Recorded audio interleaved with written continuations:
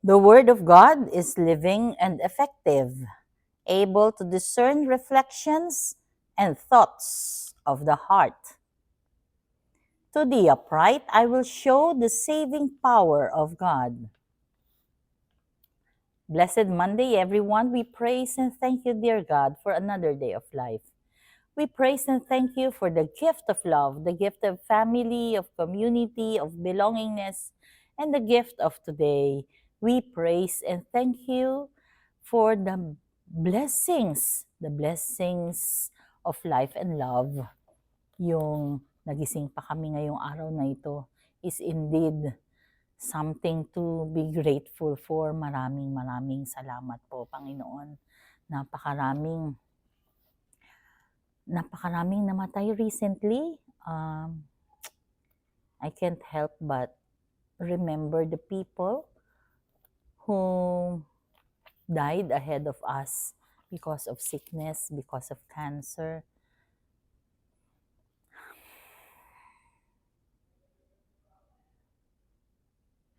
Panginoon, maraming salamat po. Naunawaan namin na kaya kami ay naririto pa sa mundo at kami ay hindi nyo pa kinukuha dahil kami ay may mission pa. Hindi pa kami mission accomplished. Hindi katulad nila Ma'am Noemi, ni Ma'am Gina Mapua, na kung saan itinawag mo na dahil mission accomplished na sila. Isang bagay ang gusto kong sabihin na kapag ikaw, if you have spent your life na ikaw ay mapagmahal, ikaw ay mabuting tao, ang maaalala ng mga tao sa iyo ay kung paano mo sila minahal. Di ba? Isn't it amazing na yun ang maalala sa iyo ng mga tao, hindi yung sama ng loob na dinulot mo sa kanila. Kaya nga naman, we are called to be loving, to be caring people. Allow me to read a portion of the gospel. No one pours new wine into old wineskins. Otherwise, the wine will burst the skins, and both the wine and the skins are ruined. Rather, new wine is poured into fresh wineskins. Kapag naririnig ko yan, it reminds me of the old Malu. The old Malu who is matabil, who is always correct in her mind, who does not accept ng pagkakamali. Yung bang matigas ang ulo, yung bang, kaya nga kapag yung mga anak ko ay biglang pinipilit nila yung kanila kahit na mali, naalala ko, wow, malung-malu. Sana hindi na makabalik sa dating gawi, the old self. Bakit? Nakita mo na kung ano yung tama. Ginagawa mo na, sinimulan mo na, huwag ka nang bumalik. Ganon din yung mga, which reminds me, napakahirap. Nag-lose na ako ng weight, bumalik. Lahat ng nilose ko, ginain ko. So parang wala namang na-lose, no? And now, I am suffering from osteoarthritis, from rheuma. Bakit? Ay, kasali daw ang ano doon, ang age, ang weight, syempre ang beauty kasali dyan. Pero ano ba ang sinasabi ng Ebanghelyo? Na nawa, kapag tayo ay dumating na sa pagkakataon na tagpuan na natin ng Panginoon, manatilan na tayo sa Kanya. We have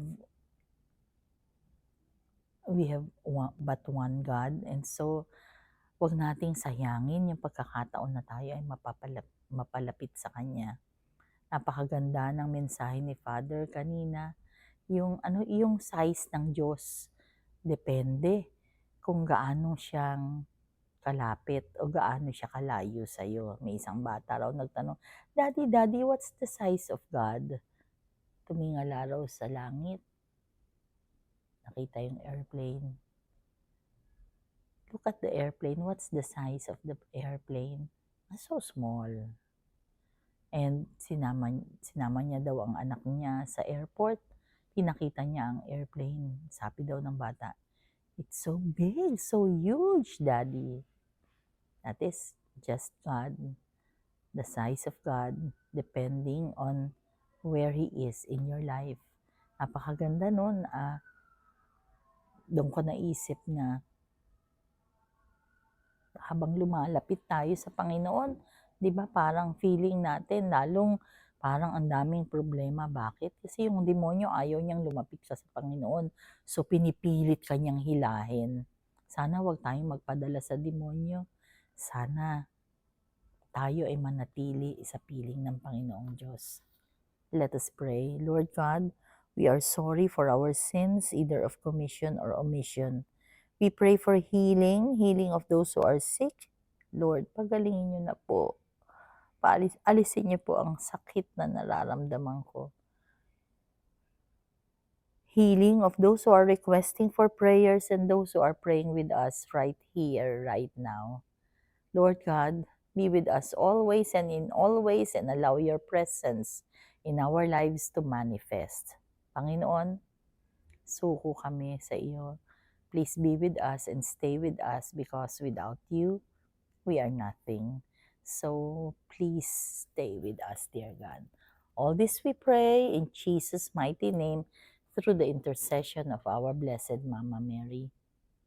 Amen. Blessed Monday once again. God bless us all.